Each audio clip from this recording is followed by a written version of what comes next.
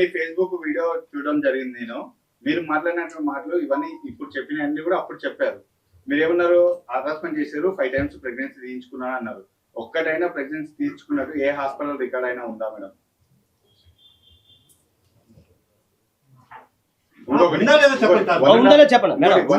చెప్పండి. ఏ హాస్పిటల్ చెప్పండి?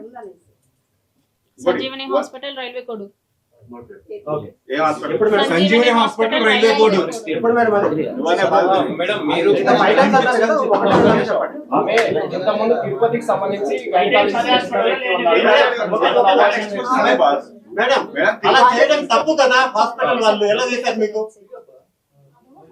Madam abortion చేయడం హాస్పిటల్ తప్పు కదా, ఎలా చేశారు మీకు? శ్రీధర్ మాట్లాడాడు. అంటే ఇప్పుడు హాస్పిటల్ కూడా తప్పే. సంజీవని హాస్పిటల్ మూసేయాలి. స్టార్టింగ్ తిరుపతిలో అన్నారు. శ్రీధరే మాట్లాడి తెలిసిన హాస్పిటల్లో ఎప్పుడు జరిగింది మేడం? సంజీవని హాస్పిటల్ ఎప్పుడు మేడం? అది డేట్ రెండు మాటలు కాదండి.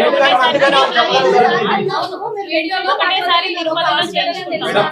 మేడం మీకు ఫస్ట్ ప్రెగ్నెన్సీ కన్ఫర్మ్ అయిందో అప్పుడు ప్రెగ్నెన్సీ తీపించుకో అని చెప్పేసి నాకు తిరుపతిలో ఉన్నటువంటి గైనకాలజిస్ట్ తెలుసు, నా ఫ్రెండే అని చెప్పేసి అన్నారు. ఇప్పుడు మళ్ళీ కోడూరు దగ్గర అబార్షన్ జరిగిందని చెప్పేసి మీరు చెప్తున్నారు. ఫస్ట్ అబార్షన్ కోడూరులో అని చెప్పలేదండి. ఫస్ట్ అబార్షన్ అక్కడ జరిగింది. ఫస్ట్ అబార్షన్ వాళ్ళ ఫ్రెండ్ టాబ్లెట్స్ పంపిస్తే అతను నాకు ఇచ్చాడు. ఓకే, నేను వేసుకున్నాను. ఓకే, క్లియర్ అయిపోయింది. సెకండ్ థర్డ్ నాకు సంజీవని హాస్పిటల్స్ లో జరిగింది. ఏ హాస్పిటల్ పేరు చెప్పండి. 5 హాస్పిటల్లో కాదండి. అంటే ఎందుకని మళ్ళీ అక్కడే ఎందుకు వాళ్ళ ఫ్రెండ్ ఎందుకని మళ్ళీ తీసుకురాలేదు? ఇక్కడ ఎందుకని ప్లాన్ చేశారు? అది మీరు శ్రీధర్ని అడగాలండి, నన్ను కాదు. గుడ్ ఈవినింగ్ అండి. నేను doctor Shiva Kishore Yadav, proprietor of Sanjeevani hospitals railway Koduru అండి. ఇటీవల మా హాస్పిటల్ మీద కొన్ని ఆరోపణలు మేము యూట్యూబ్లో వినడం జరిగింది. అది మా హాస్పిటల్లో చాలామంది వస్తూ వెళ్తూ ఉంటారండి. మేము యాజ్ పర్ గవర్నమెంట్ నామ్సే అన్ని రిజిస్టర్స్, అన్ని ఓపీ కానీ ఏదైనా కానీ మందులు కానీ అన్నీ అమ్మడం జరుగుతుంది. అక్కడ మా పైన వచ్చిన ఆరోపణ ఏదంటే మా హాస్పిటల్లో అబార్షన్ చేశామని ఆరోపణ వచ్చింది. అది అసత్యం అండి. మేము ఎటువంటి అబార్షన్లు చేయలేదు.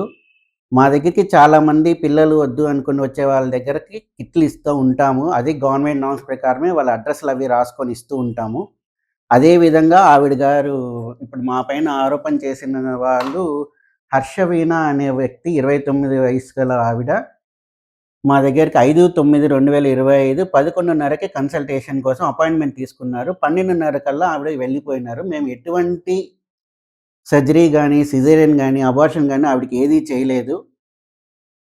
ఇది ఏదైతే మా పైన ఏదైతే ఆరోపించబడ్డారో అది పూర్తిగా అవాస్తవం అండి.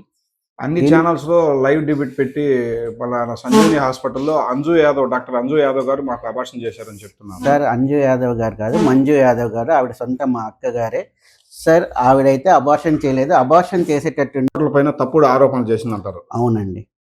మీకు కానీ హర్షవీణ గారు అబార్షన్ కానీ ఎటువంటి సంబంధం లేదండి? ఎటువంటి సంబంధము లేదండి. మా దగ్గర కిట్ కొనుక్కుపోయిన విషయం అయితే వాస్తవము. కాకపోతే మాకు మేము అబార్షన్ అనే విషయం చేయలేదు. అంటే మీరు ఎవరు పర్మిషన్ లేకుండా కూడా అబార్షన్ కిట్ అనేది ఎవరికైనా ఇస్తారంటారా? సార్ వాళ్ళు మొగలు వచ్చి పెళ్ళైన వాళ్ళు వచ్చి మాకు ఇది అవసరం లేదు అనుకున్నప్పుడు రూల్స్ ప్రకారమే ఇస్తాము. వాళ్ళ డేటా అంతా రికార్డెడ్గా ఇలా రాసుకొని ప్రభుత్వం వారు చెప్పినట్టు విధంగానే వాళ్ళ ఆధార్ కార్డు అన్నీ రాసుకొని వాళ్ళకి అందజేయడం జరుగుతుంది. అర్థమవుతుందా? ఎటువంటి గైడ్ లైన్స్ అయితే ఏదైతే రాష్ట్ర ప్రభుత్వం కానీ లేదంటే మన దేశం ఉంది, పెళ్ళి కాని వాళ్ళకు ఇట్లాంటివి ఇవ్వరు. పెళ్ళి అయిన వాళ్ళకి వాళ్ళు ఏదైనా సమస్యల వల్ల గర్భాన్ని నిలుపుకోవడం వద్దు అనుకున్న వాళ్ళకి మాత్రమే చేస్తాము. అది ఎంటీపీ కిట్ అని ఎర్లీ ప్రెగ్నెన్సీ వాళ్ళకి చేస్తాం, కానీ 9 నెలలు 10 నెలల వాళ్ళకి చేయమండి. అసలు మా హాస్పిటల్లో అబార్షన్ అనే పదం కానీ లేకపోతే సర్జరీలు కానీ చెయ్యము.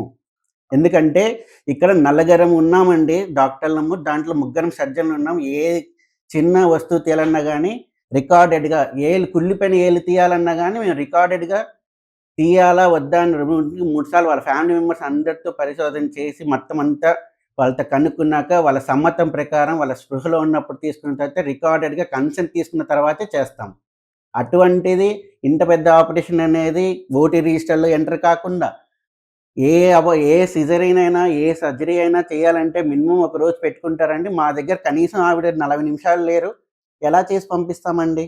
రికార్డెడ్గా ఇక్కడ అవుట్ టైము ఇన్ టైము అన్ని మెన్షన్ చేస్తున్నాం కదండి సార్. రికార్డర్ అంటున్నారు కదా, ఆ రికార్డర్ ప్రభుత్వ ఉన్నతాధికారులు ఎప్పుడైనా చెక్ చేయడం ఏమైనా జరిగిందా? చెక్ చేశారు అంటే ఈ వీటి కోసం కాదు సార్, మామూలుగా వచ్చి ఇయర్లీ 3 monthsకి ఒకసారి 4 months ఒకసారి డిప్యూటీ డిఎంహెచ్ఓ గారు ఇలా కొంతమంది వచ్చి స్కాన్ మొత్తం అన్ని చెక్ చేస్తారు, అన్ని పర్మిషన్స్ ఉన్నాయా లేవా, ఫైర్ వాళ్ళు కానీ ఇప్పుడు మనకి బయోమెడికల్ వేస్ట్ వాళ్ళు కానీ ఎవరన్నా సరే వచ్చి ఎవరికైతే లైసెన్సులు తీసుకున్న తర్వాతే మనం ఈ వృత్తిలో సార్. మేము కూడా చిన్న చదువులు చదవలేదు, ఎంబీబీఎస్ ఎంఎస్ఎల్ చేసిన డాక్టర్లే ఉన్నాం ఇక్కడ.